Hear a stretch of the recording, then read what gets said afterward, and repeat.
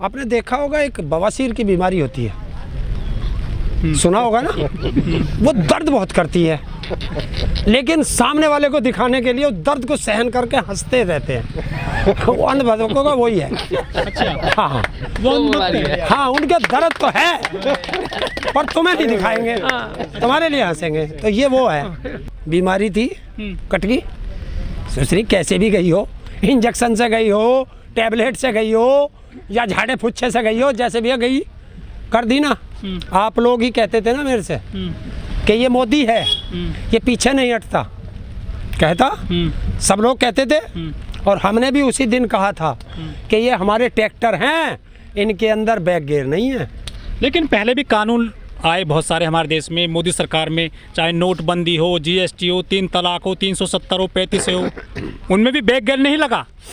देखिए, वो एक एक लोगों के लिए थे, ये देश के किसान के लिए था। 3 तलाक एक व्यक्ति के लिए। हाँ, 3 तलाक एक व्यक्ति, एक कम्युनिटी। और 370 35 है। हाँ, वो भी एक कम्युनिटी है। और जीएसटी नोटबंदी, पूरी दुनिया जो उसमें हिल गई थी, नोटबंदी में लोग लाइन में लगे थे, तब तो वापस नहीं कर पाए थे मोदी जी का उस कानून को। उसकी मुझे बड़ी खुशी है कि अंधभक्त भी मरे साले उसमें। पार्टी को सपोर्ट करना या किसी नेता को सपोर्ट करना वो अंधभक्ति नहीं होती। अच्छा, आपने एक चीज़ देखी होगी, जब मोदी ने एक नारा दिया था मैं भी चौकीदार, तो सबने अपने हाथ पे भी, किसी ने अपने माथे पे भी, मैं भी चौकीदार, मैं भी चौकीदार। आज कहाँ वे चौकीदार? आज क्या लिखना चाहिए बताओ, हैं? वो तो अभी भी वहीं पे होंगे। आज उनसे पूछो कि झुकती हैं सरकारें, झुकाने वाला चाहिए। ये वो किसान हैं, इन्होंने मुगलों को झुकाया, अंग्रेजों को झुकाया, पिछली सरकारों को झुकाया, तो इसे कैसे छोड़ देते? लेकिन जो सरकार आपने झुकाई है ना, इसी सरकार को आपने वोट दिया था बड़ा मोटा, और आपके वोट से तो सरकार बनी है ये। हाँ, तो हम पहले से कहते नहीं आ रहे कि ये वो किसान है जिसको चाहे गद्दी पे बैठा दे, और जब अपनी पे आ जाए तो कान पकड़ के नीचे भी पटक के मार दे गद्दी से। क्या गारंटी है कि आप वोट नहीं दोगे भाजपा को, मोदी जी को? तू हमारे रोज चांटे मारेगा और हम तुझे फुल्लों की माला पहनाओगे? भेड़िए हैं हम, क्योंकि बागपत की सांसद की बेटी ने कहा ना कि भेड़िए हैं, तो इन्हें बता देना कि 2022 में और 2024 में ये भेड़िए तुम्हें पाड़ के खा जाएंगे। बच के रहना अब इनसे।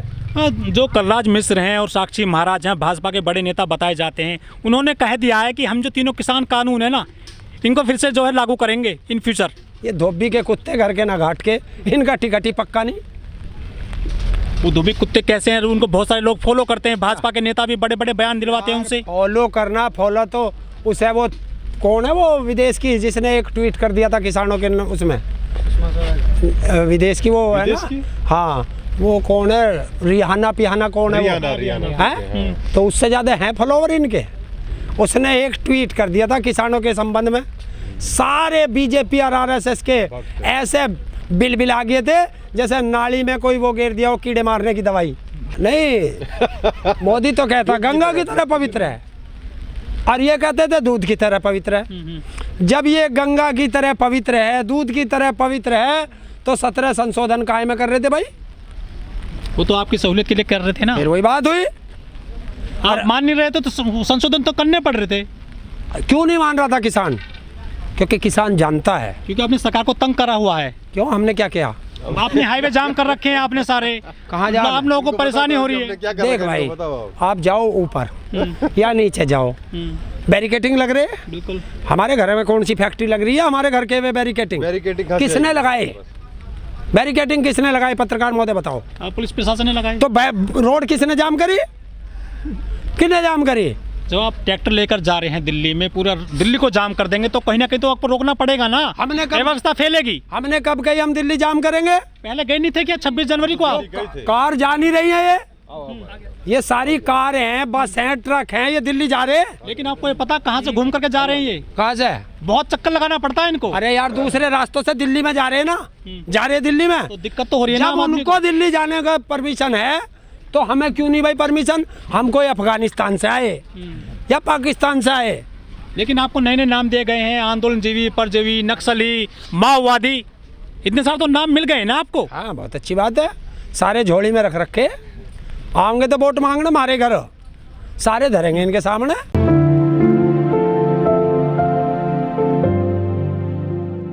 हरेंद्र जी, तीनों किसान कानून वापस कर लिए हैं मोदी सरकार ने, आप कब जाओगे घर अब? MSP पे गारंटी का कानून, 50,000 से ज़्यादा मुकदमे वापस, और 750 से ज़्यादा किसानों की शहादत पर जब ये सरकार बात कर लेगी संयुक्त किसान मोर्चा से, तब किसान घर वापसी करेगा। तो अभी कोई प्लानिंग नहीं है जाने की? नहीं, अभी कोई नहीं है। लेकिन किसानों ने नारा दिया था कि कानून वापसी, घर वापसी।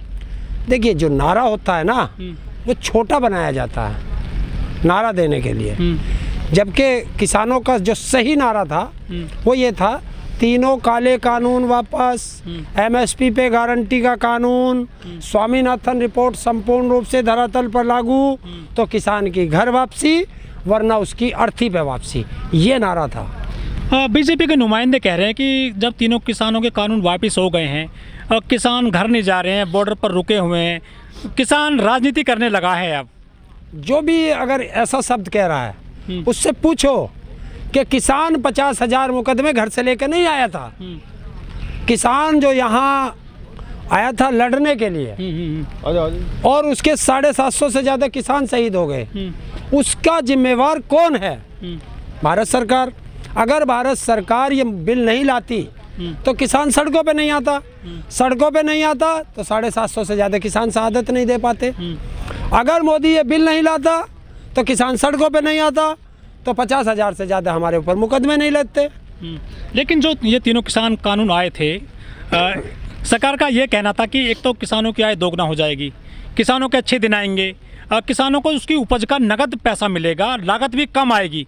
आपने इतने अच्छे कानून वापस करा दिए।